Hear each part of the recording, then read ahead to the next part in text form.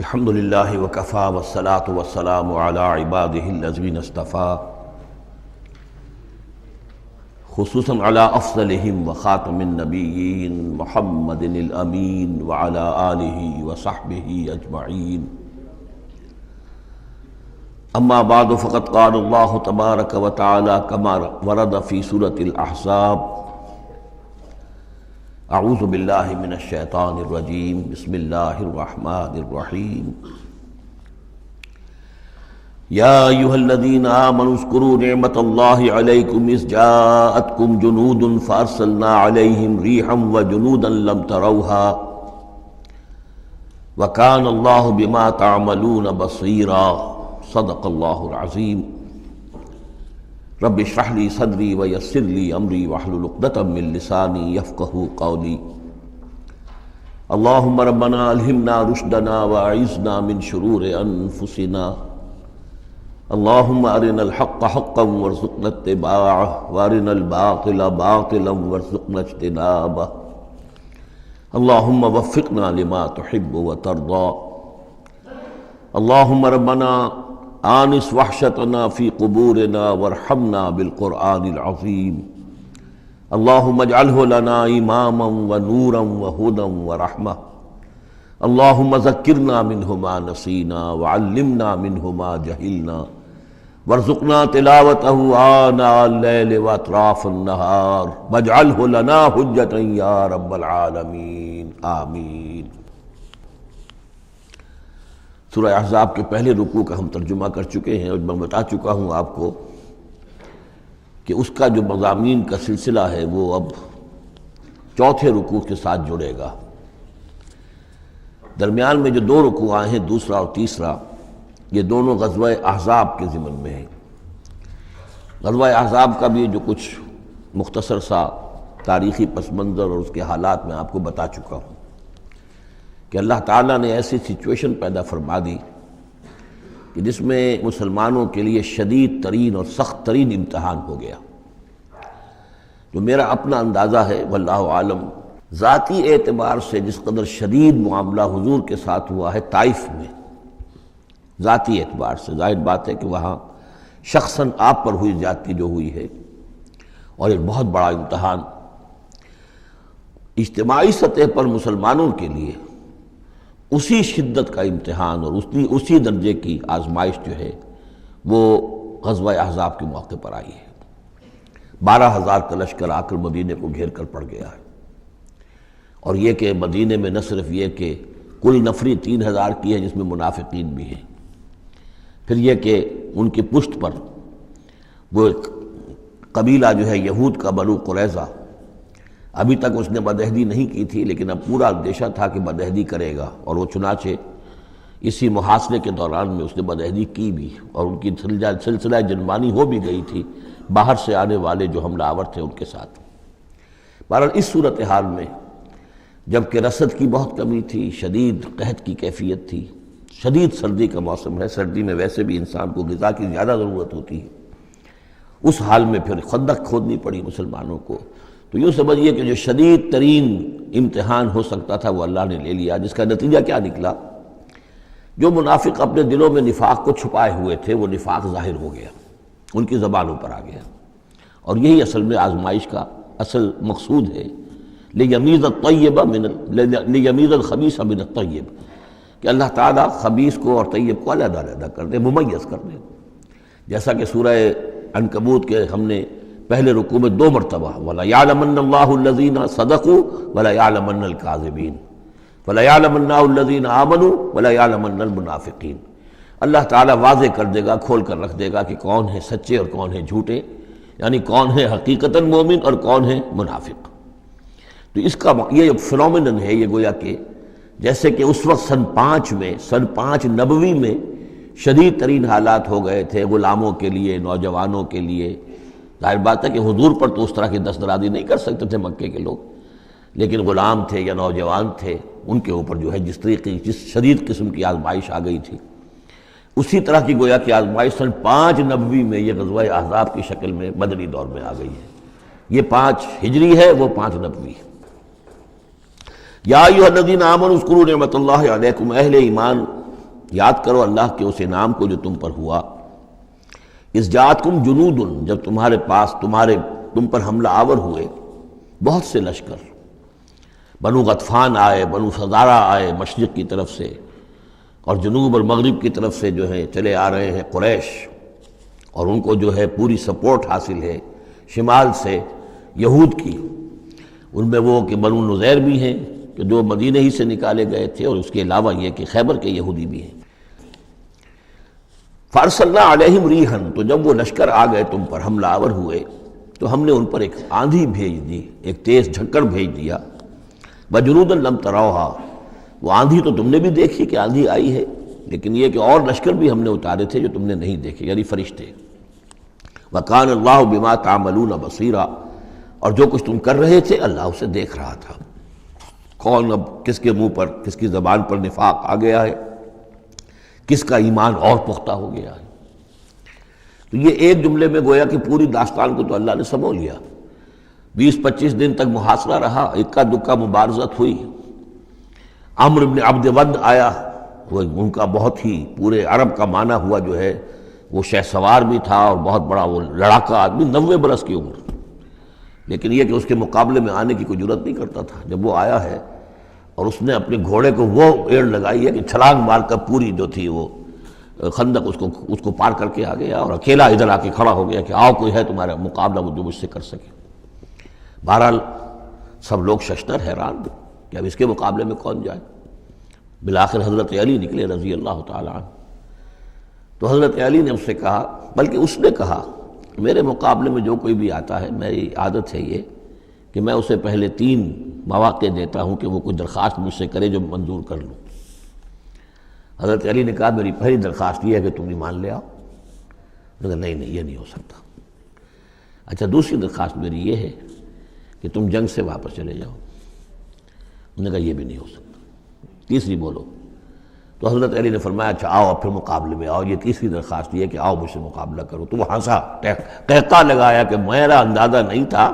کہ پورے عرب میں کوئی شخص مجھے یہ بھی کہہ سکتا ہے کہ مجھ سے آؤ مقابلہ کرو۔ بہرحال حضرت علی نے اسے واصل جہنم کیا رضی اللہ تعالی عنہ وارضاہ۔ تو اس قسم کی اکی دکی مبارزتیں ہوئیں، کوئی باقاعدہ جس کو کہتے ہیں کوئی مٹ بھیڑ لشکروں کی وہ نہیں ہو سکی، لیکن یہ کہ 25 دن کا محاصرہ طول کھینچ گیا تھا۔ ادھر وہ حضرت نعیم ابن مسعود اشجعی نے جو بھی کچھ سلسلہ جنبانی کیا، کوئی سری جھوٹ تو نہیں بولا، لیکن یہ کہ ایک توریہ کے انداز میں ایسی شکل پیدا کر دی کہ جس سے بنی قریظہ کے اور ان کے درمیان بھی کم سے کم بد اعتمادی ضرور پیدا ہو گئی فوری طور پر۔ پھر وہ آندھی آئی شدید، اور اللہ نے جو فرشتے بھیجے انہوں نے کیا کیا یہ ہمیں نہیں معلوم، کیا شکل اختیار کی کہ بہرحال وہ سب کے سب اپنے پڑاؤ اٹھا کر چلے گئے۔ لیکن جو اس دوران صورت رہی ہے اس کا نقشہ کھینچا جا رہا ہے، اس جاؤکم من فوقکم ومن اسفل منکم، جب کہ وہ آئے لشکر تمہارے اوپر سے بھی تمہارے نیچے سے بھی۔ یہ جو جغرافیائی جو سلسلہ ہے عرب کا، میں نے کئی دفعہ آپ کو بتایا ہے کہ شمالاً جنوباً یہ جو حجاز کا پہاڑی سلسلہ چلتا ہے شمالاً جنوباً، اسی میں مکہ ہے، طائف ہے، مدینہ ہے، اسی کے آخر میں اوپر جا کر تبوک ہے۔ تو اس پہاڑی سلسلے اور ساحل کے درمیان ایک میدان ہے، یہ تہامہ کہلاتا ہے، تہامہ نیچے ہے، بہرحال میدان ہے وہ، تو اب پہاڑی سلسلہ آیا۔ پھر یہ کہیں 30 میل، کہیں 40، کہیں 50 میل چوڑا جو یہ پہاڑی سلسلہ، اس کے بعد جو آتا ہے وہ سطح مرتفع ہے، وہ اونچی سطح ہے، لیکن مرتفع اس میں پہاڑی سلسلہ نہیں ہے، سطح ہے۔ تو اس جاؤکم من فوقکم، تو گویا کہ جو ادھر سے آئے ہیں وہ اوپر سے آئے ہیں، جو مشرق سے آئے، بنو غطفان وغیرہ کے جو قبائل آئے، اور من اسفل منکم نیچے سے جو تہامہ کی طرف سے ہو کر آئے ہیں وہ قریش کا لشکر جو ہے کہ جو مکے سے ہو کر آیا ہے۔ وَإِذْ زَاغَتِ الْأَبْصَارُ، اور جب کہ نگاہیں کج ہو گئی تھیں، جسے ہم کہتے ہیں کہ نگاہیں پتھرا گئیں خوف کے مارے۔ وَبَلَغَتِ الْقُلُوبُ الْحَنَاجِرَ، اور جب دل جو ہے وہ حلق میں آ گئے تھے، ہنسلیوں میں آ کر پھنس گئے تھے۔ جب آدمی کے اوپر دہشت ہو تو اس طریقے سے معلوم ہوتا ہے، جسے ہم کہتے ہیں دل بلیوں اچھلنے لگا، تو معلوم ہوتا ہے جب دل کی دھڑکن تیز ہوتی ہے کہ شاید وہ نکل جائے گا یہاں سے۔ وَتَظُنُّونَ بِاللَّهِ الظُّنُونَ، اور تم پھر اللہ کے بارے میں بڑے طرح طرح کے گمان کر رہے تھے، اب دل میں تمہارے خیال آ رہے تھے۔ هُنَالِكَ ابْتُلِيَ الْمُؤْمِنُونَ، اس وقت اہل ایمان کا خوب امتحان لے لیا گیا، ابتلا خوب ہم نے کر لی، جانچ لیا، پرکھ لیا۔ وَزُلْزِلُوا زِلْزَالًا شَدِيدًا، اور وہ ہلا مارے گئے، جھنجھوڑ دیے گئے۔ وَإِذْ يَقُولُ الْمُنَافِقُونَ، اب نتیجہ کیا نکلا؟ جبکہ کہہ رہے تھے وہ منافق، وَالَّذِينَ فِي قُلُوبِهِم مَرَضٌ، اور جن کے دلوں میں روگ تھا، مَا وَعَدَنَا اللَّهُ وَرَسُولُهُ إِلَّا غُرُورًا، ہم سے اللہ اور اس کے رسول نے جو وعدے کیے تھے جھوٹے ثابت ہوئے، ہمیں سبز باغ دکھا کے مروا دیا اللہ نے اور اس کے رسول نے۔ ہم سے کہا تھا کیسر و کسریٰ کی سلطنتیں تمہارے قلبوں میں آئیں گی، ہم سے کہا تھا اللہ کی مدد آئے گی، یہ کہاں اللہ کی مدد آئی؟ بعض منافقین نے کہا ہمارا حال تو یہ کہ ہم قضاء حاجت کے لیے باہر نہیں جا سکتے ہیں، ہم مدینے کے اندر محصور ہو گئے ہیں۔ ظاہر بات ہے کہ سینیٹیشن کا بھی کوئی نظام نہیں تھا، کس قدر وہاں پر اس سے ایک مسئلہ پیدا ہو چکا ہو، باہر نکل نہیں سکتے بالکل، تو قضاء حاجت وغیرہ بھی وہی ہو رہی ہے۔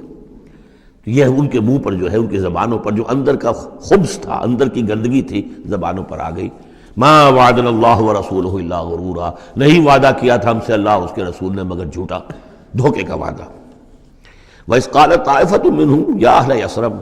اور جبکہ ان میں سے ایک گروہ یہاں تک کہہ رہا تھا اے یثرب والو، لا مقام لکم فارجعوا، اب تمہارا کوئی ٹھکانہ نہیں ہے، لوٹ جاؤ یہاں سے، کہاں تم مقابلہ کر سکتے ہو؟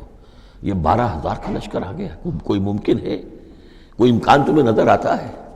تو کسی طریقے سے کہیں سے بھاگنے کے لیے راستہ تلاش کرو۔ وَيَسْتَأْذِنُ فَرِيقٌ مِّنْهُمْ النَّبِيَّ، اور ان میں سے ایک گروہ جو ہے آ کر نبی سے اجازت طلب کر رہا تھا، یقولون ان بیوتنا عورا، اور وہ کہہ رہا تھا کہ ہمارے تو گھر کھلے پڑے ہوئے ہیں، یعنی گھروں کو اندیشہ ہے، گھروں کے اوپر پیچھے سے بنو قریظہ کے لوگ حملہ آور ہو جائیں، ہماری عورتیں وغیرہ جو ہم نے چند حویلیوں کے اندر جن کو جمع کیا ہے، آپ نے یہی کیا تھا حضور نے صلی اللہ علیہ وسلم، خواتین کو بچوں کو ایک ایسی جگہ پر کہ جہاں وہ وسطی علاقہ تھا مدینے کا، اور وہاں بڑی کوئی حویلی تھی اس میں جمع کر دیا تھا۔ تو اب وہ تو ہمیں تو اندیشہ ہے، ہمارے گھر خالی پڑے ہوئے ہیں، اس کے اوپر حملہ ہو سکتا ہے۔ وما ہی اب عورا، حالانکہ وہ نہیں کھلے پڑے ہوئے تھے، اللہ تعالیٰ نے اور اللہ کے رسول نے پہرے وغیرہ کا بندوبست کیا ہوا تھا۔ ان یریدون الا فرارا، حقیقت میں وہ فرار چاہتے تھے، بھاگنا چاہتے تھے، یہ تو بہانہ تھا جو بنا رہے تھے، اصل میں جنگ سے پیٹھ دکھا کر بھاگنا مقصود تھا۔ وَلَوْ دُخِلَتْ عَلَيْهِمْ مِنْ أَقْطَارِهَا، اور اگر کہیں داخلہ ہو ہی گیا ہوتا دشمن کا اس مدینے کے اندر اس کے چاروں طرف سے، ثُمَّ يُسْئِلُ الْفِتْنَةَ، اور پھر ان سے مطالبہ کیا جاتا فتنے کا، یعنی ارتداد کا۔ اگر یہ مشرکین کی فوجیں جو ہیں کہیں خدا نہ خواستہ مدینے میں داخل ہو جاتی اور اب وہ کہتی کہ یا تو مرتد ہو جاؤ اور یا ہم تمہیں قتل کرتے ہیں، تو وہ ما تلبسوا الا لآتوها، وہ اس فتنے کو قبول کر لیتے، مرتد ہو جاتے، وما تلبسوا بها الا یسیرا، اور تھوڑی سی دیر بھی نہ لگاتے، بہت ہی تھوڑا سا وقفہ، یعنی وہ ایمان ان کے دلوں میں اس کی جڑیں گہری تھی ہی نہیں، تو وہ مرتد ہونے کے لیے تیار تھے۔ وَلَقَدْ كَانُوا عَاهَدُوا اللَّهِ مِنْ قَبْلُ، حالانکہ چونکہ وہ مسلمان تھے تو انہوں نے عہد کیا تھا اللہ سے اس سے قبل، لا یولون الادبار، کہ وہ کبھی پیٹھ نہیں دکھائیں گے، جب بھی حق و باطل کا مقابلہ ہوگا پیٹھ نہیں دکھائیں گے۔ وَكَانَ عَهْدُ اللَّهِ مَسْئُولًا، اور یقیناً اللہ کے ساتھ جو عہد کیا گیا اور پھر اس کے بارے میں باز پرس ہوتی ہے کہ وہ عہد پورا کیا گیا یا نہیں کیا گیا۔ قُلْ لَن يَنفَعَكُمُ الْفِرَارُ إِنْ فَرَرْتُم مِّنَ الْمَوْتِ، اے نبی ان سے کہہ دیجئے کہ تمہیں یہ بھاگنا اور فرار مفید نہیں ہو سکتا اگر تم موت سے بھاگ رہے ہو، اب القتل یا قتل سے، اس لیے کہ موت تو ہر جگہ آ سکتی ہے۔ وَإِذًا لَا تُمَتَّعُونَ إِلَّا قَلِيلًا، اور آج موت نہ آئی، فرض کیجئے اس موقع پر نہ آئی، تب بھی آخر دنیا میں کوئی سامان رسنے بسنے کا جو ہے رہنے کا وہ آخر لامحدود تو نہیں ہے۔ لا طلب ثم لا تمتعون الا قلیلا، نہیں تمہیں ساز و سامان ملے گا دنیا کی زندگی کا مگر تھوڑا سا، کچھ دن اور جی لو گے۔ قل من ذا الذی یعصمکم من اللہ، ان سے پوچھئے کون ہے وہ جو تمہیں اللہ سے بچا سکے، ان اراد بکم سوءا، اگر اللہ ہی نے فیصلہ کر لیا ہو تمہارے بارے میں کسی بری چیز کا، او اراد بکم رحمہ، اور اگر اللہ نے رحمت کا فیصلہ کیا ہو تو کون ہے جو اس کی رحمت کے آڑے آ سکے۔ ولا یجدون لهم من دون اللہ ولیا ولا نصیرا، اور یہ نہیں پائیں گے اللہ کے مقابلے میں نہ کوئی ولی حمایتی اور نہ مددگار۔ قد یعلم اللہ المعوقین منکم، تم میں سے اے نام نہاد مسلمانوں، اے منافقوں، ہمیں خوب معلوم ہے، اللہ کو خوب معلوم ہے کہ کون ان میں سے روکتے ہیں دوسروں کو کہ مت جاؤ، محاذ پر مت جاؤ۔ اب جیسا کہ میں بتا چکا ہوں کہ دو طرف تو حرات تھے، ادھر سے حفاظت تھی، پیچھے بنو قریظہ تھے، چونکہ وہ معاہد تھے، ان سے معاہدہ تو موجود تھا، لہذا اس اعتبار سے بظاہر وہ بھی محفوظ تھا، ادھر سے حملہ نہیں ہو سکتا تھا، اگرچہ اندیشہ ہر وقت تھا کہ کبھی وہ بھی دغا دیں تو پھر یہ ہے کہ چکی کے دو پارٹوں کے درمیان مسلمان آ جائیں گے۔ لیکن جو سامنے کا علاقہ تھا وہاں وہ خندق وہ جو ہے کھود دی گئی، اور خندق سے ادھر جو ہے وہ مسلمان مورچہ لگا کے بیٹھے ہوئے، تو اب اس جو بھی وہ محاذ بنتا تھا اس پر کوئی نہیں جاتا تھا، روکتے تھے ادھر مت جاؤ، کہاں جا رہے ہو؟ قد یعلم اللہ المعوقین منکم، تم میں سے جو لوگ روکتے ہیں دوسروں کو، والقائلین لاخوانہم ہلم الینا، اور جو کہتے ہیں اپنے بھائیوں سے آؤ ہماری طرف آؤ، گھروں میں گھس جاؤ، چھپ جاؤ، تمہارا جو ہے کہیں نام و نشان نہ رہے، کہاں جا رہے ہو موت کے منہ میں، ولا یاتون الباس الا قلیلا، اور وہ نہیں آتے، حاضر نہیں ہوتے جنگ میں، یعنی میدان جنگ میں جہاں پر کہ فوجوں کا پڑاؤ ہے، آمنے سامنے کا معاملہ، مگر کبھی کسی وقت۔ شاذ اشیحۃ علیکم، اے مسلمانوں یہ تمہارے حق میں بہت بخیل ہیں، کوئی خیر نہیں چاہتے تمہارے لیے، یہ خیر خواہ نہیں ہے، تمہارے بدخواہ ہیں۔ فَإِذَا جَاءَ الْخَوْفُ رَأَيْتَهُمْ، اور جب اگر خوف اگر چلا جائے، یہ لشکر چلے جائیں، یہ خوف کی کیفیت ختم ہو جائے، رَأَيْتَهُمْ يَنظُرُونَ، اذا جاء الخوف، جب خوف آتا ہے، خوف کی کیفیت پیدا ہو جاتی ہے، خوفناک صورتحال، رَأَيْتَهُمْ يَنظُرُونَ إِلَيْكَ، تو اے نبی آپ ان کو دیکھتے ہیں کہ آپ کی طرف ایسے دیکھ رہے ہوتے ہیں، تدور اعینہم کالذی یغشی علیہ من الموت، کہ ان کی آنکھیں ایسی پھرتی ہیں جیسے کہ اس شخص کی آنکھ پھرا کرتی ہے کہ جس پر موت کی غشی طاری ہو رہی ہو، کیونکہ اب مرحلہ آ گیا خطرے کا، پھر جنگ ہے، پھر جانا پڑے گا، پھر وہی ساری صورتحال، سارے اندیشے، سارے خطرات، تو گویا کہ ان کو موت کی غشی اور نزع کی کیفیت کی میں جو ہوتی ہے، آنکھیں جس طرح کے پتھرا جاتی ہیں یا پھرتی ہیں، اس طریقے سے تدور اعینہم کالذی یغشی علیہ من الموت۔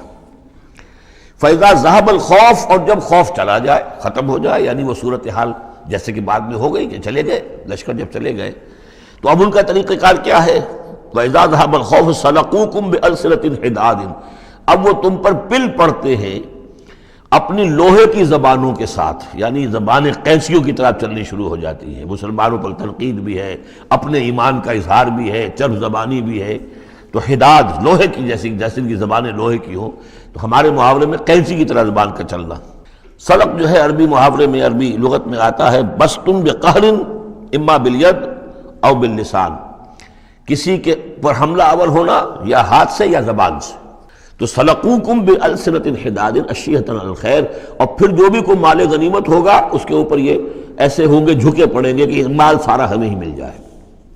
اولئک لم یؤمنوا، یہ وہ لوگ ہیں کہ جو حقیقتاً ایمان نہیں لائے۔ فاحبط اللہ اعمالہم، تو اے نبی انہوں نے اس کیفیت میں جو بھی کوئی نیکیاں کی ہیں، بظاہر نیکیاں، آپ کے امامت میں نمازیں بھی تو پڑھی ہیں نا انہوں نے، آخر مدینہ منورہ میں وہ نمازیں پڑھتے تھے منافق، کس کی امامت میں؟ محمد رسول اللہ کی امامت میں، کس مسجد میں؟ مسجد نبوی میں، لیکن ان کے سارے اعمال حبط ہو گئے۔ فاحبط اللہ اعمالہم، اللہ نے ان کے تمام اعمال اکارت کر دیے۔ وَكَانَ ذَلِكَ عَلَى اللَّهِ يَسِيرًا، اور یہ چیز اللہ پر بہت آسان ہے۔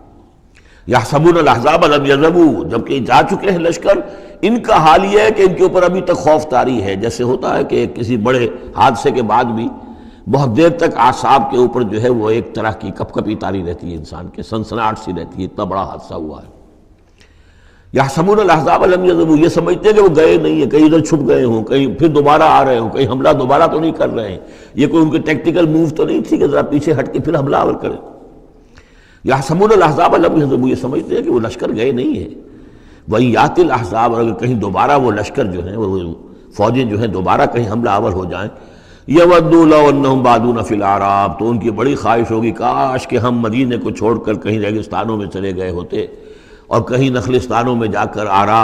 عراب کی حیثیت کے ساتھ ہم ان کے ساتھ چلے گئے ہوتے، بادیہ نشینوں کے پاس۔ یسألونک عن انبائکم، اور وہاں سے اے مسلمانوں تمہاری خبریں معلوم کرتے رہتے، اب کیا ہوا،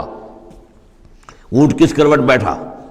وَلَوْ كَانُوا فِيكُمْ مَا قَاتَلُوا إِلَّا قَلِيلًا، اور اگر یہ تمہارے درمیان موجود بھی رہے تو قتال میں تو حصہ نہیں وہ لیتے مگر شاس دکھانے کے لیے، خانہ پوری جسے ہم کہتے ہیں۔ اب ایک کردار تو یہ ہے جو سامنے آ گیا، دوسرا کردار کیا ہے؟ لَقَدْ كَانَ لَكُمْ فِي رَسُولِ اللَّهِ أُسْوَةٌ حَسَنَةٌ، دوسرے کردار کا جو دوسری تصویر ہے، اس کا جو خورشید ہے،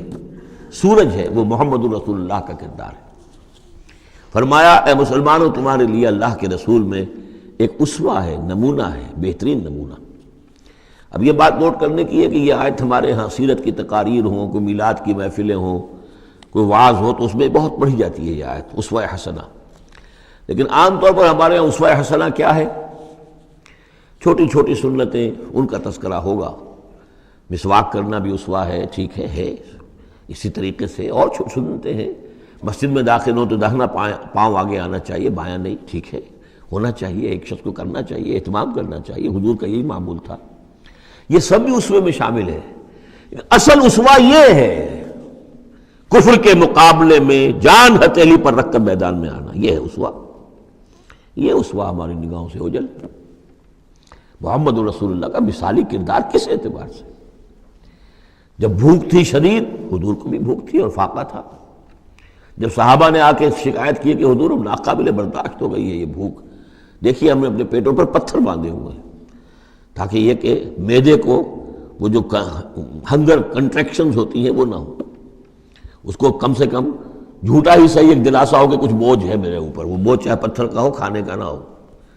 یہ سب پتھر باندھے ہوئے، کمر دوہری نہ ہو جائے ہماری۔ حضور نے اپنا کرتا اٹھا کے دکھایا، وہاں 2 پتھر بندھے ہوئے، اور اسی حال میں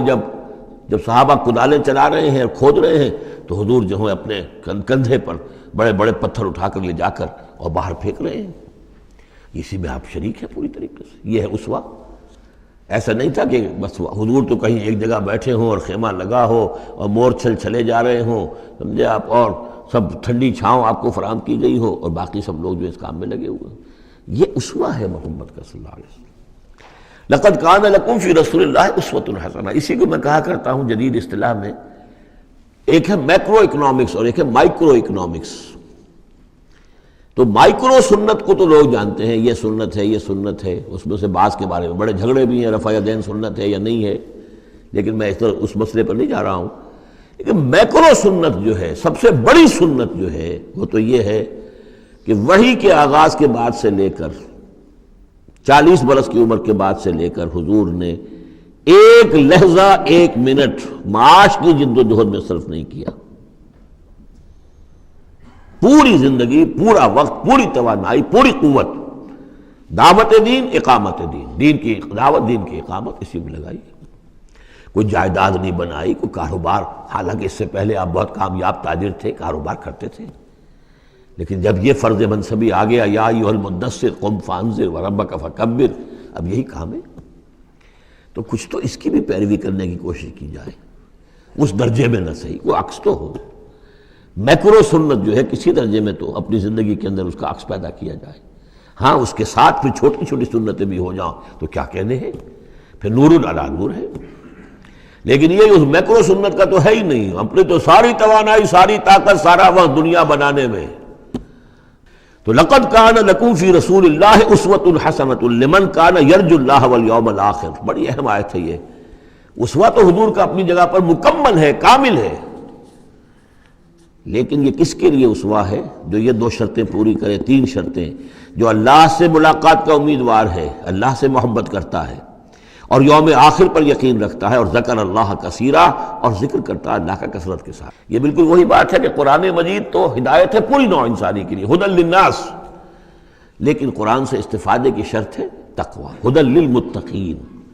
تو جو ربط و تعلق ہے ان 2 آیتوں میں وہی سمجھیے کہ اپنی جگہ پر حضور کی زندگی ایک اسوہ کاملہ ہے، مکمل، لیکن اس سے استفادے کی شرائط ہے، لمن کان یرجو اللہ والیوم الآخر وذکر اللہ کثیرا۔ اب یہ اہل ایمان، حضور کے بعد اہل ایمان کا تذکرہ ہو رہا ہے، محمد الرسول اللہ والذین معہ، اب معہ جو تھے اہل ایمان، ولما رأى المؤمنون الاحزاب، اور جب اہل ایمان نے دیکھا ان لشکروں کو، قالوا ھذا ما وعدنا اللہ ورسولہ وصدق اللہ ورسولہ، انہوں نے کہا یہی تو ہے جس کا اللہ نے وعدہ کیا تھا ہم سے اور اس کے رسول نے وعدہ کیا تھا۔ اب دیکھیے ایک ہی سچویشن ہے، اس کا ریئیکشن کس قدر ایک دوسرے سے مختلف ہے۔ معلوم ہے یہ مسئلہ ہے انسان کا اندرونی، یضل بہ کثیرا ویہدی بہ کثیرا، تو جیسے قرآن کے بارے میں آیا اسی طریقے سے اس سچویشن سے بھی انہوں نے کیا کہا، ہم نے تو سنا ہوا ہے، پہلے ہی اللہ نے کہہ دیا تھا وَلَنَبْلُوَنَّكُمْ بِشَيْءٍ مِّنَ الْخَوْفِ وَالْجُوعِ وَنَقْصٍ مِّنَ الْأَمْوَالِ وَالْأَنفُسِ وَالثَّمَرَاتِ، یہ قرآن مجید میں سورہ بقرہ میں آیت نہیں آ چکی تھی؟ لَتُبْلَوُنَّ فِي أَمْوَالِكُمْ فی انفسکم واموالکم، یہ کیا سورہ آل عمران میں آیت نہیں آ چکی تھی؟ یہ تو چیزیں وہی تو ہے جس کا کہ ہم سے وعدہ کیا تھا۔ وَلَمَّا رَأَى الْمُؤْمِنُونَ الْأَحْزَابَ، جب دیکھا اہل ایمان نے ان احزاب کو، قالوا هَذَا مَا وَعَدَنَا اللَّهُ وَرَسُولُهُ وَصَدَقَ اللَّهُ وَرَسُولُهُ، اور بالکل صحیح کہا تھا اللہ نے بھی اور بالکل صحیح فرمایا تھا اس کے رسول نے بھی۔ وَمَا زَادَهُمْ إِلَّا إِيمَانًا وَتَسْلِيمًا، اور نہیں ہوا ان میں کسی شے کا اضافہ مگر ایمان اور تسلیم۔ ایمان کے ساتھ تسلیم، سر تسلیم خم، سر تسلیم خم ہے جو مزاج یار میں آئے، جو اللہ کی طرف سے فیصلہ ہے، جیسا کہ ہم پڑھ چکے ہیں سورہ توبہ میں، اگرچہ سورہ توبہ تو بہت بعد میں نازل ہوگی، ابھی 4 سال بعد میں اس سورہ مبارکہ کے وہ زمانہ نزول کے اعتبار سے، لیکن ہم تو پڑھ چکے ہیں۔ ہل تربصون بنا الا احدی الحسنیین، ہمارے لیے تم کیا اندازہ کس چیز کا انتظار کر سکتے ہو سوائے 2 نہایت اعلیٰ ترین صورتوں کے، ہم سب کے سب شہید ہو جائیں تب بھی ہماری کامیابی ہے، اور ہم کامیاب ہو کر آ جائیں تو تب تو تم بھی مانو گے کہ کامیابی ہے، اس لیے ہمیں تو کوئی اندیشہ ہی نہیں۔ تو اس میں تسلیم ان کے اندر، اور ہم بھی تسلیم کی خو ڈالیں گے، بے نیازی تیری عادت ہی صحیح۔ من المؤمنین رجال صدقوا ما عاهدوا اللہ علیہ، ان اہل ایمان میں وہ جمع مرد لوگ ہیں رضی اللہ تعالی عنہم وارضاہم اجمعین، صدقوا ما عاهدوا اللہ علیہ، جنہوں نے سچا کر دکھایا وہ عہد جو انہوں نے اللہ سے کیا تھا۔ انہوں نے کہا تھا ہم اپنی جان اور مال حاضر ہے، ہم جنت کے عوض یہ سب کچھ دینے کو تیار ہیں، انہوں نے وہ عہد پورا کر دیا۔ فَمِنْهُمْ مَنْ قَضَى نَحْبَهُ، ان میں سے وہ بھی ہیں جو اپنی نظر گزار چکے، نظر پیش کر چکے۔ کتنے ہی صحابہ تھے جو اس وقت تک جام شہادت نوش کر چکے تھے، سن 5 ہے یہ تو، سن 3 میں 70 صحابہ تو غزوہ احد کے اندر ہی شہید ہوئے۔ فَمِنْهُمْ مَنْ قَضَى نَحْبَهُ، ان میں وہ بھی ہیں کہ جو اپنی نظر پیش کر چکے۔ وَمِنْهُمْ مَنْ يَنْتَظِرُ، اور باقی جو ہے وہ منتظر ہے کہ کب وقت آئے۔ یہ تو ہم انتظار میں ہیں کہ کب اللہ تعالیٰ ہمیں بھی شہادت کا درجہ دے، ہماری بھی شہادت قبول فرما لے۔ وبال دوش ہے سر جس میں ناتواں پہ مگر لگا رکھا ہے تیرے خنجر و ثنا کے لیے، ہم تو اللہ منتظر ہیں کہ کب ہماری باری آ جائے۔ فَمِنْهُمْ مَنْ قَضَى نَحْبَهُ وَمِنْهُمْ مَنْ يَنْتَظِرُ وَمَا بَدَّلُوا تَبْدِيلًا، اور انہوں نے ہرگز تبدیلی کوئی نہیں کی جو انہوں نے عہد اللہ سے کیا، سر منہ اس میں فرق نہیں آنے دیا۔ لِيَجْزِيَ اللَّهُ الصَّادِقِينَ بِصِدْقِهِمْ، تاکہ اللہ تعالیٰ سچوں کو ان کی سچائی کا پورا بدلہ دے۔ وَيُعَذِّبَ الْمُنَافِقِينَ إِن شَاءَ أَوْ يَتُوبَ عَلَيْهِمْ، اور ان منافقوں کو چاہے تو ان پر عذاب بھیج دے، اور چاہے تو ابھی ان کی توبہ قبول کر لے، انہیں توبہ کا موقع دے دے۔ یہ میں بتا چکا ہوں کہ آخری جو فیصلہ ہوا وہ جب کہ غزوہ تبوک کا معاملہ ہوا ہے، پھر آخری فیصلے ہوئے ہیں۔ یا سورہ نساء جو ہے اس کے اندر بھی وہ آیت آ گئی تھی کہ فی الدرک الاسفل من النار، لیکن آخری چیز کہ اے نبی استغفر لہم او لا تستغفر لہم ان تستغفر لہم 70 مرۃ فلن یغفر اللہ لہم، کہ اب آپ ان منافقوں کے لیے استغفار کریں یا نہ کریں، اگر 70 مرتبہ بھی استغفار کریں گے تب بھی اللہ ان کو معاف نہیں فرمائے گا۔ ان اللہ کان غفور الرحیم، یقینا اللہ غفور الرحیم ہے۔ ورد اللہ الذین کفروا، اللہ نے لوٹا دیا ان کافروں کو جو چڑھ کر آئے تھے بڑے شان و شوکت کے ساتھ، وہ پورے لشکر جو ہے سب چلے گئے، بغیظہم، وہ اپنے غصے کو ساتھ ہی لے گئے۔ وہ غصہ جو ہے وہ نکالے بغیر، یا تو کوئی جنگ ہوتی، کچھ وہ قتل عام کرتے تو کچھ غصہ ان کا نکلتا، اللہ نے ان کو ان کے غصے کے ساتھ ہی واپس کر دیا۔ ورد اللہ الذین کفروا بغیظہم لم ینالوا خیرا، انہیں کوئی خیر حاصل نہ ہو سکا، کوئی فتح ہوتی، کوئی کارنامہ سر انجام دیا ہوتا، کچھ نہیں۔ وکفى اللہ المؤمنین القتال، اور اللہ کافی رہا اہل ایمان کی طرف سے قتال کے لیے۔ اہل ایمان کو تو جنگ کی نوبت ہی نہیں آئی، کھلی جنگ تو ہوئی نہیں، اللہ نے خود ہی آندھی بھیج کر اور جو بھی اپنی خفیہ تدابیر ہیں، جو بھی اپنی مدد تھی فرشتوں کے ذریعے سے، اللہ تعالیٰ نے گویا کہ اہل ایمان کو اس امتحان میں سے تو گزار دیا، باقی یہ کہ کوئی غضب نہیں پہنچنے دیا۔ وَكَانَ اللَّهُ قَوِيًّا عَزِيزًا، اور یقیناً اللہ تعالیٰ قوی اور عزیز ہے، زبردست ہے، قوت والا ہے۔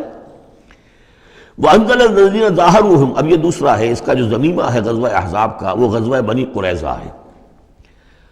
روایات میں آتا ہے کہ حضور نے غزوہ، جب یہ لشکر چلے گئے، غزوہ احزاب ختم ہو گیا، تو آ کر واپس گھر آ کر اپنے ہتھیار وغیرہ اتارے، زرہ اتاری، تو حضرت جبرائیل آئے کہ آپ نے ہتھیار اتار دی، ہم نے تو ابھی اتارے نہیں ہیں، ابھی بنو قریظہ کو کیفر کردار تک پہنچانا ہے۔ انہوں نے جو غداری کی اس موقع پر، اپنے عہد کو توڑا ہے، اب اس کی سزا انہیں دینی ہے۔ چنانچہ حضور نے حکم دیا کہ اب کوئی مسلمان جو ہے عصر کی نماز نہ پڑھے یا کوئی مغرب کی نماز نہ پڑھے، جو بھی کوئی وقت معین کیا، جب تک کہ وہ بنی قریظہ کے علاقے میں پہنچ نہ جائے۔ وہاں جا کر اب وہاں جا کے پھر ان کا گھیراؤ کیا گیا، محاصرہ ہوا۔ وہ محاصرہ بھی خاصا طویل ہوا، ان کا قلعہ بڑا مضبوط تھا، لیکن تنگ آ کر بالآخر انہوں نے ہتھیار ڈال دیے اور یہ کہا کہ سعد بن معاذ جو رئیس اوس تھے اور ان کے حلیف تھے، اوس کے قبیلے کے ساتھ ان کی پرانی جو ہے وہ حلیفی تعلقات تھے، حلیفانہ تعلقات، کل جو وہ فیصلہ کر دیں گے ہمیں منظور ہوگا۔ تو حضرت سعد بن معاذ رضی اللہ تعالیٰ عنہ، جو تورات میں فیصلہ لکھا ہوا ہے بد عہدی کا کہ قوم اگر تمہارے ساتھ بد عہدی کرے اور اس کے بعد اللہ تمہیں اس پر فتح دے دے تو کیا کرو، اس کے مطابق فیصلہ سنایا کہ ان کے جتنے جوان ہیں اس قبیلے کے جو جنگ کرنے کے قابل ہیں ان کو قتل کر دیا جائے، اور باقی جو ان کے بوڑھے ہوں یا اور ہوں، مرد ہوں، بچے ہوں، عورتیں ہوں، ان کو جو ہے غلام بنا لیا جائے، ان کا سارا مال ضبط ہو جائے گا۔ تو بدترین سزا جو ہے ان تین قبیلوں میں سے، جن میں سے ایک قبیلہ تھا بنی قینقاع کا، ایک تھا بنو نذیر، یہ دونوں تو صرف جلا وطن ہوئے ہیں، لیکن بدترین سزا پھر ان کو دی گئی ہے۔ وَأَنزَلَ الَّذِينَ ظَاهَرُوهُم مِّنْ أَهْلِ الْكِتَابِ، اور اللہ نے اتار لیا ان کو کہ جنہوں نے گٹھ جوڑ کیا تھا ان کے ساتھ، کافروں کے ساتھ، مشرکین کے ساتھ اہل کتاب میں سے، من صیاصیہم، ان کے قلعوں سے۔ قلعوں میں تو تھے، گڑھیاں تھیں ان کی، لیکن اس سے پھر اتر آئے، ہتھیار ڈال دیے۔ وَقَذَفَ فِي قُلُوبِهِمُ الرُّعْبَ، اور اللہ نے ان کے دلوں میں رعب ڈال دیا۔ فَرِيقًا تَقْتُلُونَ، تو اب تم ان میں سے کچھ کو تم قتل کر رہے ہو، وَتَأْسِرُونَ فَرِيقًا، اور کچھ کو تم نے اسیر بنا لیا ہے اور قیدی بنا لیا ہے حضرت سعد بن معاذ کے فیصلے کے مطابق۔ وَأَوْرَثَكُمْ أَرْضَهُمْ وَدِيَارَهُمْ، اللہ نے تمہیں وارث بنا دیا ان کی زمینوں کا بھی اور ان کے مکانوں کا، گھروں کا، ان کے قلعوں کا، وَأَمْوَالَهُمْ، اور ان کے اموال کا، وَأَرْضًا لَّن تَطَئُوهَا، اور ابھی بہت سی زمینیں ہیں جن پہ ابھی تمہارے قدم نہیں گئے، اللہ تعالیٰ تمہیں وہ دے گا۔ چنانچہ اس کے بعد اللہ نے فتح دینی جو شروع کی ہے۔ غزوہ احزاب جو ہے در حقیقت یہ ایک ٹرننگ پوائنٹ تھا حضور کی سیرت کے اندر، اس لیے کہ اس کے بعد حضور نے کہہ بھی دیا تھا غزوہ احزاب کے بعد، صحابہ کو خوشخبری دے دی تھی، لن تغزوکم قریش بعد عامکم ھذا، مسلمانوں اس سال کے بعد اب قریش تم پر دوبارہ حملہ آور نہیں ہوں گے۔ ان کی آخری یہ اٹیمپٹ تھی جو انہوں نے کر لی ہے، اب ان میں ہمت نہیں ہوگی کہ وہ دوبارہ چڑھائی کر کے آئیں، وَلَكِنَّكُمْ تَغْزُونَهُمْ، بلکہ اب تم چڑھائی کرو گے۔ وہ چڑھائی اگلے ہی سال سن 6 میں حضور نے کی، لیکن حضور نے کس طرح کی چڑھائی کی کہ عمرے کے لیے جا رہے ہیں ہم، تو ہتھیار نہیں ہے، ہتھیار بند ہے، احرام باندھا ہوا ہے۔ اب ایک ایسی سچویشن پیدا ہوئی مکے والوں کے لیے، نہ وہ نگلا جائے نہ اگلا جائے، کہ ان کی پرانی روایات ہے یہ کہ کسی کو بھی عمرے کے لیے، حج کے لیے کوئی آئے اسے نہیں روک سکتے، لیکن مسلمانوں کو کیسے آنے دیں، اور روکیں تو کیسے روکیں؟ بالآخر انہوں نے فیصلہ کیا ہم کسی صورت نہیں آنے دیں گے۔ ادھر حضور نے پھر جو ہے بیعت لے لی کہ اب یہاں سے ہم کوئی بھی زندہ نہیں جائے گا، سب جانے یہیں دے دیں گے۔ بیعت علی الموت، بیعت رضوان جو ہوئی اس موقع پر، وہ بیعت علی الموت تھی، یہیں پر جانے دے دیں گے۔ اس کی خبریں وہاں پہنچی تو ان کے چھکے چھوٹ گئے۔ بہرحال پھر صلح ہوئی، جس صلح کو کہا ہے اللہ تعالیٰ نے انا فتحنا لک فتحا مبینا، تو فتح کا جو ہے دروازہ کھل گیا ہے غزوہ احزاب کے فوراً بعد، اور اسی کی طرف اشارہ ہے وہ ارضا لم تطئوہا، ابھی بہت سی زمینیں جن پر مسلمانوں تمہارے قدم میں نہیں پہنچے، تمہارے قدم نہیں پہنچے، ابھی تم نے گھوڑے نہیں دوڑائے ہیں، ابھی وہ تو زمینیں اب کہاں سے کہاں تک آپ سمجھیے کہ 30 سال کے اندر اندر کہاں سے کہاں تک مسلمانوں کی حکومت ہو گئی۔ تو وہ سارا اشارہ اس میں ہے، خاص طور پہ خیبر سن 7 میں یہودیوں کا گڑھ فتح ہو گیا۔ وَكَانَ اللَّهُ عَلَىٰ كُلِّ شَيْءٍ قَدِيرًا، اور اللہ تعالیٰ ہر چیز پر قادر ہے۔ اب یہاں سے وہ مضمون شروع ہو رہا ہے کہ جو پہلے رکوع میں تھا، کچھ جو مجلسی اصلاحات ہیں، یوں سمجھیے کہ ان کی پہلی قسط وہ ہے جو سورہ احزاب میں آ رہی ہے۔ 5ویں سال عرب میں پردے کا رواج نہیں تھا، چادر کا رواج تھا، مرد بھی عورت بھی، باہر جب نکلتا تھا تو ایک لمبی سی چادر لے کر، لیکن یہ کہ مردوں کے صرف کندھے پر وہ پڑی ہوتی تھی، عورتیں یہ ضرور تھا کہ اسے اپنا تقریباً پورے جسم میں کو لپیٹ لیتی تھی اس میں، لیکن چہرے کا کچھ نہیں، سر پہ کچھ نہیں، سر پر اگر ہو گیا ورنہ چہرہ کھلا۔ یہ وہاں کے رواج تھے، گھروں میں بے دھڑک جا رہے ہیں آ رہے ہیں، اور جو بھی تھا وہاں پر جو صورتحال تھی۔ اب اس میں جو تدریجاً اصلاح کی گئی، تو پہلی بات جو سمجھنے کی ہے وہ یہ ہے کہ اصلاح کا آغاز ہوا، چیریٹی بگنز ایٹ ہوم، نبی کے گھر سے آغاز کیا گیا،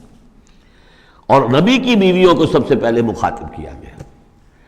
اس لیے کہ یہاں سے اس کا آغاز ہوگا۔ اور اس میں ایک بڑا لطیف نکتہ یہ ہے کہ حضور صلی اللہ علیہ وسلم جو اسوہ حسنہ ہے کامل، تو مردوں کے لیے تو کامل اسوہ حسنہ ہے حضور صلی اللہ علیہ وسلم، باپ کی حیثیت سے، بیٹے کی حیثیت سے، داماد کی حیثیت سے، خسر کی حیثیت سے،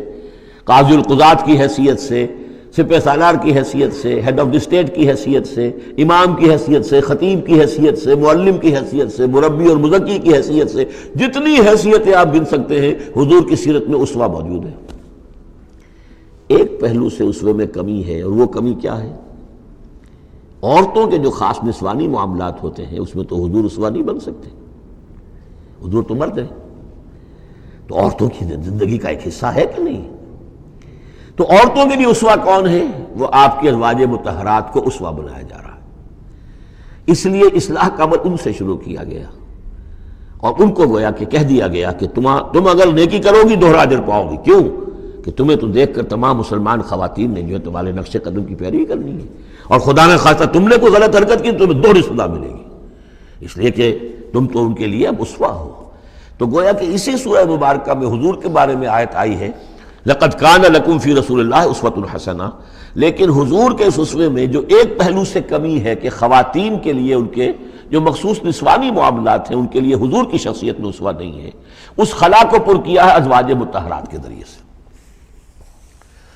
یا ایھا النبی قل لازواجک، اے نبی کہہ دیجئے اپنی بیویوں سے، ان کنتن تردن الحیاۃ الدنیا وزینتہا فتعالین امتعکن واسرحکن سراحا جمیلا۔ یہ واقعہ ایلا ہے۔ اب آپ کو معلوم ہے کہ جب مسلمانوں کے ہاں اب خوشحالی آ گئی، اب فتح کا دور شروع ہو گیا، مال غنیمت بھی آیا ہے،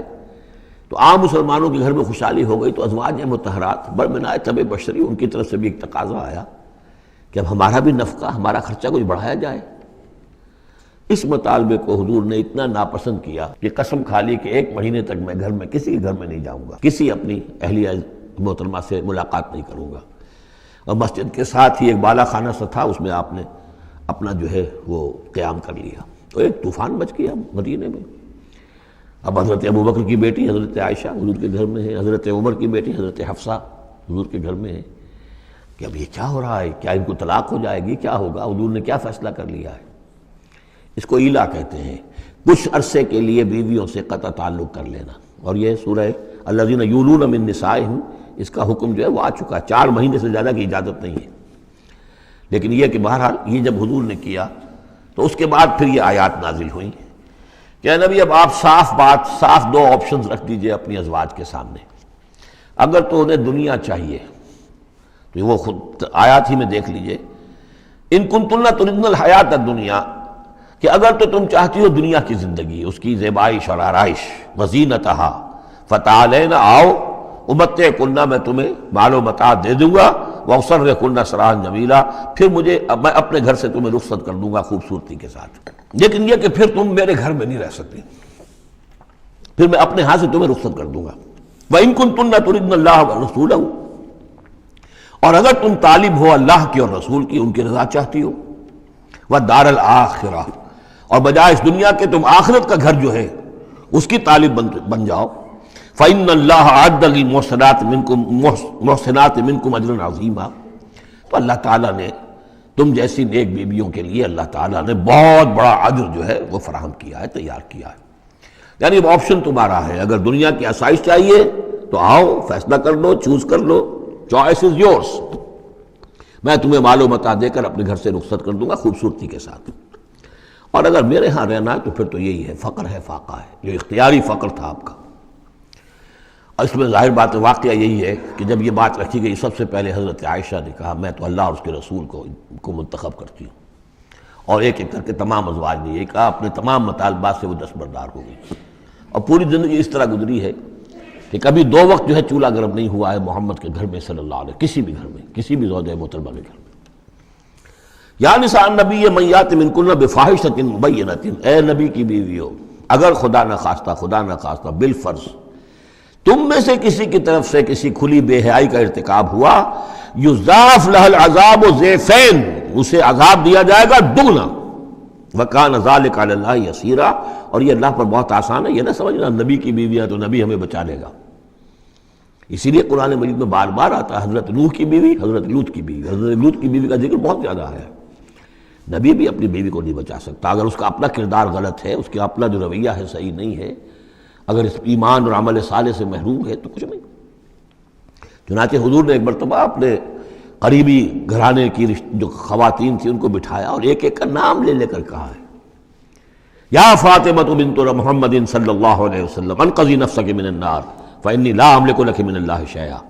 اے فاطمہ محمد کی بیٹی، خود اپنے آپ کو آگ سے بچاؤ، نکالو اپنے آپ کو آگ سے اپنے عمل سے، اس لیے کہ مجھے اللہ کے ہاں کوئی اختیار تمہارے بارے میں حاصل نہیں ہوگا۔ اگر فاطمہ کے بارے میں نہیں تو پھر کس کے بارے میں؟ یا صفیہ امت رسول اللہ، اے صفیہ اللہ کے رسول کی پھوپھی، انقذی نفسک من النار فانی لا املک لک من اللہ شیئا، اپنے آپ کو جہنم کی آگ سے بچانے کی کوشش کرو، اس سے نکالو اپنے آپ کو، اور میں قیامت کے دن میں اللہ کے محاسبے کے وقت میں تمہارے کام نہیں آ سکوں گا۔ وَمَن يَقْنُتْ مِنكُنَّ لِلَّهِ وَرَسُولِهِ، تو اب جو کوئی بھی تم میں سے اللہ اور اس کے رسول کی اطاعت پر کاربند ہو جائے، فرما برداری اختیار کرے، وَتَعْمَلْ صَالِحًا، اور نیک عمل کرے، نُؤْتِهَا أَجْرَهَا مَرَّتَيْنِ، تو اسے ہم اس کا اجر بھی دیں گے دوہرا۔ غلطی کرو گی تو سزا دگنی، اور صحیح طرز عمل ہوگا ایمان اور عمل صالح والا تو اجر بھی تمہارا دگنا ہوگا۔ اعتدنا لہا رزقا کریما، اور اس کے لیے اللہ تعالیٰ نے ہم نے بہت ہی رزق کریم باعزت روزی کا اہتمام جنات کے اندر کیا ہوا ہے۔ یا نساء نبی لستن کاحد من النساء، اے نبی کی بیویوں تم عام عورتوں کے مانند نہیں ہو، تم نبی کی بیویاں ہو۔ یہاں اس کو سمجھ لیجیے، مراد کیا ہے کہ تمہیں اسوہ بننا ہے امت کی تمام خواتین کے لیے تا قیام قیامت۔ لستن کاحد من النساء، اب پہلی ہدایت یہ دی گئی ان اتقیتن فلا تخضعن بالقول۔ اب ظاہر بات ہے وہ پہلی یوں سمجھیے کہ جو میں معاشرے کا نقشہ میں کھینچ چکا ہوں، تو لوگ آتے تھے گفتگو کرتے تھے بے دھڑک۔ پہلی بات تو یہ آپ نے فرمائی کہ اگر تم تقویٰ دل میں رکھو اور لوگوں سے بات کرتے ہوئے اپنی آواز میں لوچ پیدا نہ کرو، نرمی پیدا نہ کرو۔ ظاہر بات ہے عورت کی آواز اس کے اندر مرد کے لیے کشش ہے، اور اگر کہیں طرح اس میں لوچ بھی ہو تو اگر کسی کے دل میں کوئی خباثت ہے، کوئی گندگی ہے، منافق بھی تو اسی معاشرے میں تھے نا، اور وہ تو کوئی موقع نہیں جانے دینا چاہتے تھے کوئی سکینڈل اٹھانے کا حضور کے خلاف اگر ہو جائے۔ سورہ نور میں ہم پڑھ چکے ہیں کہ حضرت عائشہ تک پر توبت لگ گئی۔ تو یہ کہ اگر فیطمع الذی فی قلبہ مرض،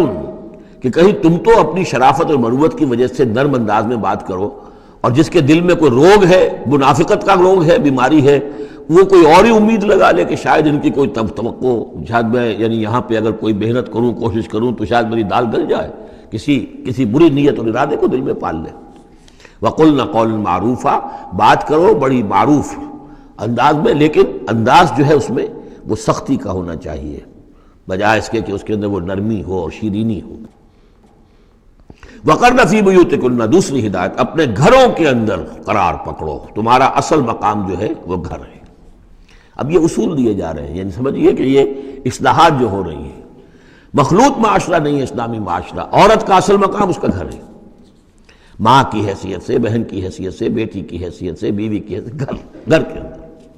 وَقَرْنَ فِي بُيُوتِكُنَّ وَلَا تَبَرَّجْنَ تَبَرُّجَ الْجَاهِلِيَّةِ الْأُولَىٰ، اور مت نکلو باہر بن سور کر جیسے کہ جاہلیت اولیٰ میں رواج تھا۔ جاہلیت، پچھلی جاہلیت جو تھی اسلام کے آنے سے پہلے جو تہذیب، جو کلچر وہاں تھا، وہ طریقتکم المثلیٰ، وہ بھی کہتے ہوں گے کہ ہمارا بڑا مثالی کلچر ہے یہ، اس کلچر کو اب چھوڑو۔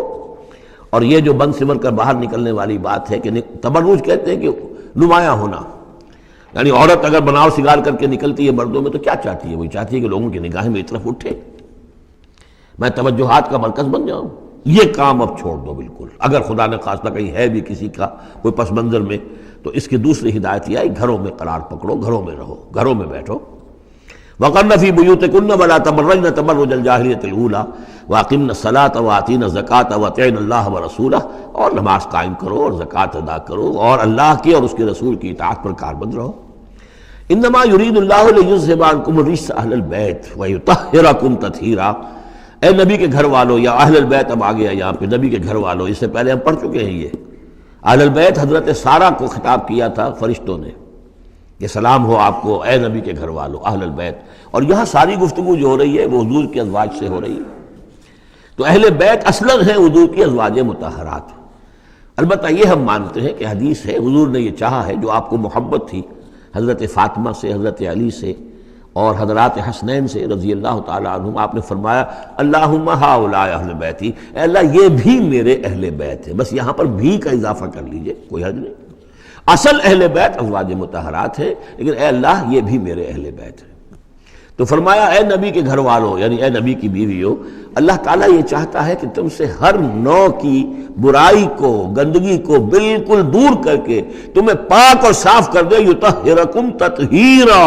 پوری طرح پاک اور صاف کر دے۔ کیوں؟ تمہیں اسوہ بننا ہے، تمہیں نمونہ بننا ہے۔ نمونہ تو بے داغ ہونا چاہیے، جیسے محمد رسول اللہ صلی اللہ علیہ وسلم کی شخصیت ہے، آئیڈیل پرسنالٹی، آئیڈیل، تو آئیڈیل تو بے داغ ہونا چاہیے۔ اسی طریقے سے تم جس مقام پر ہو کہ اب خواتین امت کے لیے، پوری امت مسلمہ کی عورتوں کے لیے تمہیں اسوہ بننا ہے۔ وَاذْكُرْنَ مَا يُتْلَىٰ فِي بُيُوتِكُنَّ، اور ذرا یاد کیا کرو جو کچھ کے تلاوت کی جاتی ہے تمہارے گھروں میں، من آیات اللہ، اللہ کی آیات میں سے تمہارے گھروں میں وہی اترتی ہے، محمد رسول اللہ صلی اللہ علیہ وسلم۔ بلکہ ایک خاص جو مقام ہے حضرت عائشہ کا، وہ تو حضور نے فرمایا ہے کہ کسی اور میری بیوی کے لحاف میں، جبکہ ایک ہی لحاف میں حضور بھی تھے اور حضرت عائشہ بھی تھی، تو مجھ پر وہی نازل نہیں ہوئی سوائے عائشہ کے لحاف کے۔ لحاف کے اندر بھی وہی نازل ہو رہی ہے، وہ تو دل پہ نازل ہوتی تھی، اس کے اندر تو کوئی دروازے نہیں کھولنے پڑتے تھے کہ حضرت جبریل آئے دروازہ کھولو پھر وہی لے کر آئے ہیں۔ وہ تو یہ کہ فرشتہ ہے اور دل پر نازل کر رہا ہے۔ تو فرمایا کہ تمہارے گھروں میں اللہ کی آیات کی تلاوت کی جا رہی ہے، والحکمہ، اور نبی کی زبان مبارک سے جو احادیث ہیں جو آپ بیان کر رہے ہیں، سب سے بڑھ کر تو تمہارے سامنے آ رہی ہے حکمت نبوی، یعنی وہ جو بھی وحی خفی ہے اس کا بھی سب سے بڑھ کر تمہارے سامنے جو ہے چرچا ہو رہا ہے۔ ان اللہ کان لطیفا خبیرا، یقین اللہ تعالیٰ بہت باریک بین ہے اور باخبر ہے۔ اب وہ آیت آ گئی ہے، آیت نمبر 35، جس کا میں نے تذکرہ کیا تھا، سورہ نور کی آیت نمبر 35، وہ ہے حقیقت ایمان پر۔ اللہ نور السماوات والارض مثل نورہ کمشکاۃ فیہا مصباح، المصباح فی زجاجہ، الزجاجۃ کأنہا کوکب دری یوقد من شجرۃ مبارکۃ زیتونۃ لا شرقیۃ ولا غربیہ یکاد زیتها یضیء ولو لم تمسسہ نار نور علی نور یہدی اللہ لنورہ من یشاء ویضرب اللہ الامثال للناس واللہ بکل شیء علیم۔ یہ ایک آیت ہے، بڑی آیت ہے، ایمان کی ماہیت، ایمان کی حقیقت، ایمان کے اجزاء ترکیبی۔ اب اس ایمان کا ظہور جو انسانی شخصیت میں ہوتا ہے، اور اس کو اب یہاں پہ 10 صفات جو ہے گنوائی گئی ہیں، لیکن چونکہ یہاں پہ اس سورہ مبارکہ کا بھی اور سورہ نور کا بھی، جیسا کہ ان دونوں کا مضمون یہ ہے کہ وہ جو معاشرتی اصلاح، ان میں خواتین جو ہیں ان کے مسائل کو خاص طور پہ لایا جا رہا ہے۔ تو عام طور پر تو قرآن میں یہ ہے کہ جو حکم بھی ہے وہ مذکر کے صیغے میں آ جاتا ہے، مردوں سے خطاب کر کے، لیکن عورتیں بھی اس کی مخاطب ہیں، اسے برسبیل تغلیب کہتے ہیں، قاعدہ ہے کہ بظاہر خطاب ہے اقیم الصلاۃ، مذکر کا صیغہ ہے، لیکن یہ خطاب جو ہے یہ عورتوں سے بھی ہے، اللہ یہ کہ ابھی ہم نے پڑھا اقمنا الصلاۃ، یہ یہاں مؤنث کے اس میں بھی آ گیا، لیکن عام طور پر قرآن میں جو آیا ہے وہ تو مذکر کا صیغہ ہے۔ لیکن یہاں آپ دیکھیں گے کہ ان کیفیات کو اور خصوصیات کو، جو ایمان کے ثمرات اور نتائج ہیں، ان کو دہرا کر مردوں اور عورتوں کے لیے علیحدہ علیحدہ بالکل پوری صراحت کے ساتھ، ان المسلمین والمسلمات، یقیناً مسلمان مرد اور مسلمان عورتیں، یعنی اطاعت کر لینے والی، سر تسلیم قلب کرنے والے مرد اور عورتیں، والمومنین والمومنات، اور مومن مرد اور مومن عورتیں، والقانتین والقانتات، اور فرما بردار مرد اور فرما بردار عورتیں، والصادقین والصادقات، اور راست باز مرد اور راست باز عورتیں، صدق قول بھی، صدق مقال اور صدق عمل، صدق کردار،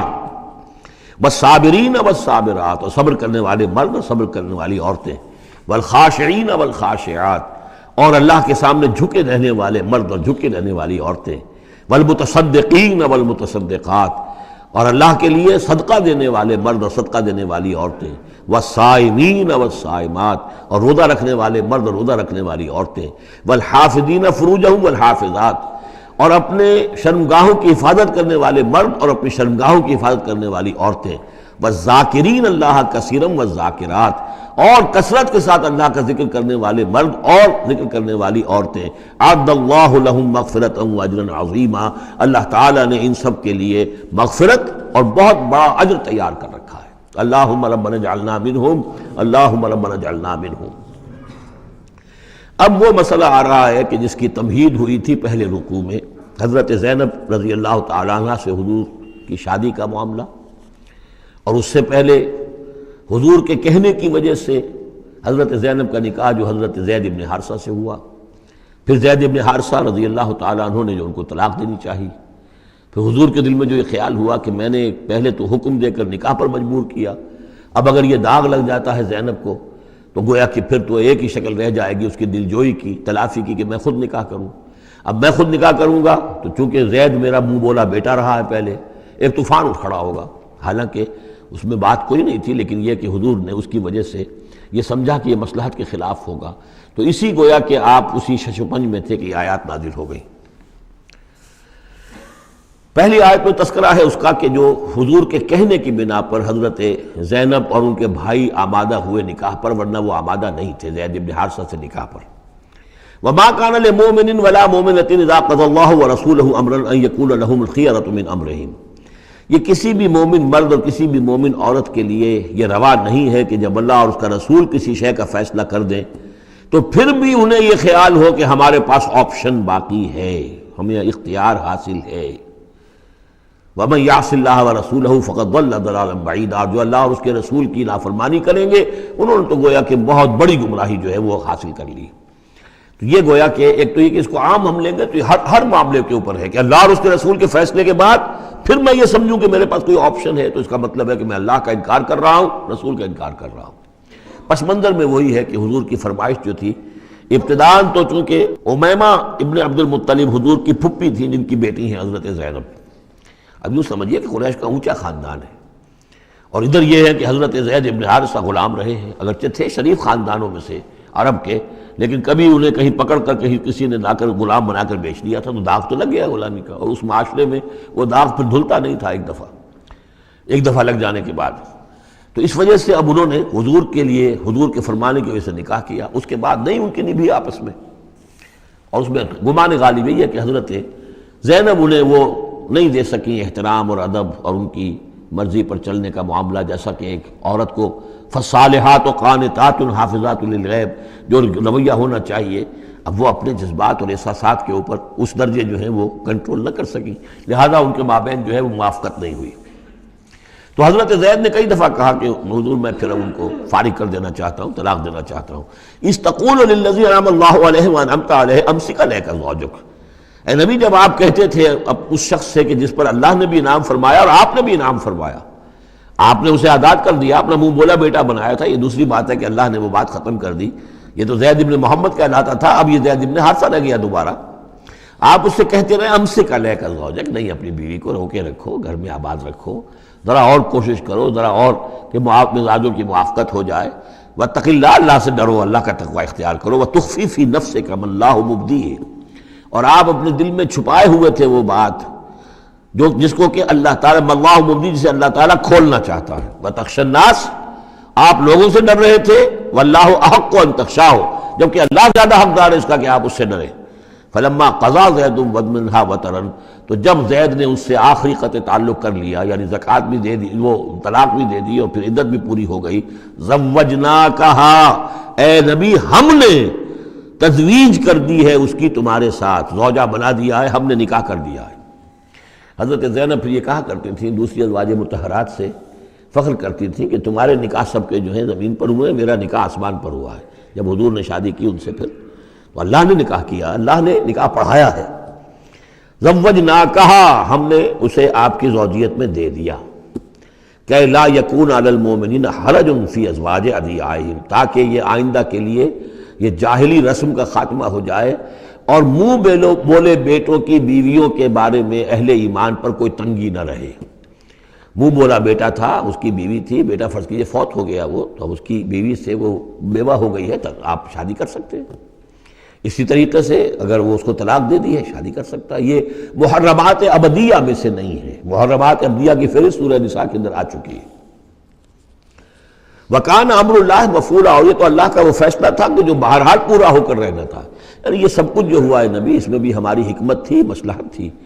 کسی اور کے ذریعے سے یہ بات ہوتا تو یہ رسم ٹوٹتی نہ. بعض چیزیں رسمیں ایسی ہوتی ہیں کہ اتنی گہری ہوتی ہیں، ان کے اوپر لوگوں کا اتنا جو وثوق ہوتا ہے، یہ تو جب تک آپ کے ذریعے سے یہ رسم جو ہے غلط نہ ٹوٹتی تو اس کے ٹوٹنے کا امکان نہیں تھا. ہم نے اس کے لیے یہ سارا معاملہ کیا ہے. ما کان علی النبی من حرج فیما فرض اللہ لہ، نبی پر کوئی حرج نہیں ہے، کوئی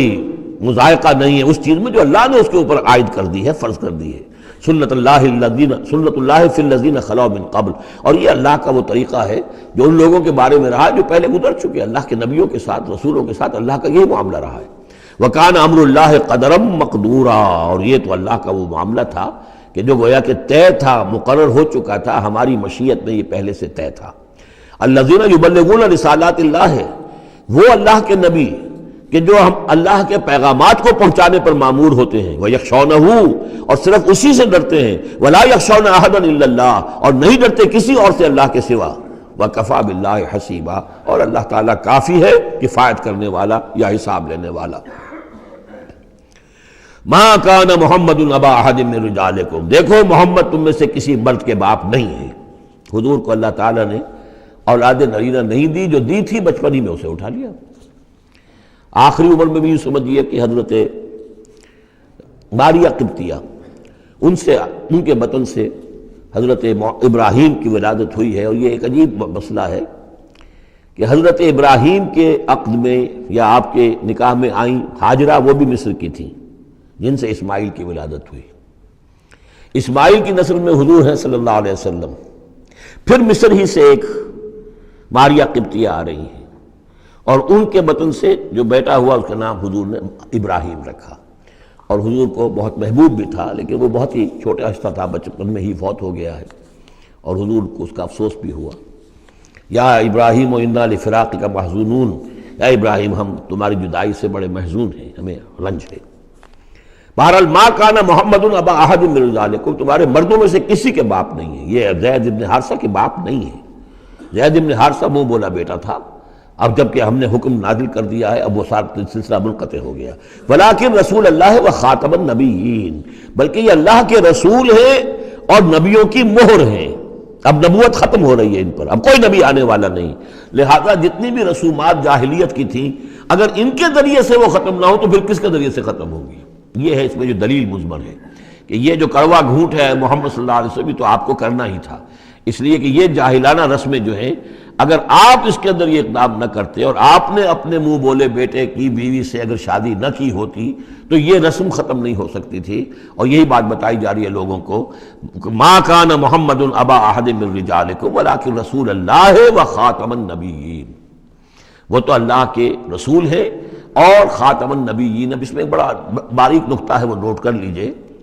رسالت حضور کی دائم و قائم ہے، چل رہی ہے ابھی تک. فرق صرف یہ ہے کہ اس وقت تک براہ راست آپ بنفس نفیس اپنی رسالت کے فرائض ادا کر رہے تھے، اب بائی پروکسی ہے، اب امت کے ذریعے سے ہے.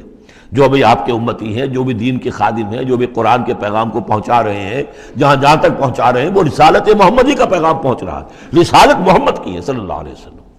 جیسے کہ ہم نے سورہ انعام میں آیت پڑھی تھی، اوحی الی ھذا القرآن لانذرکم بہ ومن بلغ، اے نبی ان سے کہہ دیجئے یہ قرآن مجھ پر وحی کیا گیا ہے تاکہ اس کے ذریعے سے میں تمہیں بھی خبردار کر دوں اور جسے بھی یہ قرآن پہنچ جائے. اسی لیے امت کو آپ ہدایت دے کر گئے تھے، فَلْيُبَلِّغِ الشَّاهِدُ الْغَائِبَ، اب یہ تمہارا کام ہے اس قرآن کی تبلیغ کرو اور پہنچاؤ، جو بھی یہاں نہیں ہے ان تک پہنچاؤ. تو گویا کہ رسالت محمدی ختم نہیں ہوئی ہے، رسالت محمدی تو چل رہی ہے. لہذا ختم کا لفظ جو آیا ہے وہ رسالت کے ساتھ نہیں آیا، نبوت کے ساتھ آیا. نبوت ختم ہو گئی جب وحی کا دروازہ بند ہو گیا، نبوت ختم ہو گئی. نبوت محمدی آپ کی ذات کے ساتھ تھی، وہ جیسے ہی آپ کی ذات جو ہے وہ اس دنیا سے اس نے پردہ کیا، اس کے ساتھ ہی آپ کی وہ نبوت کا دروازہ بند ہو گیا. لیکن رسالت محمدی وہ تو دائم و قائم ہے. اسی لیے یہاں دیکھیے ولیکن رسول اللہ ہے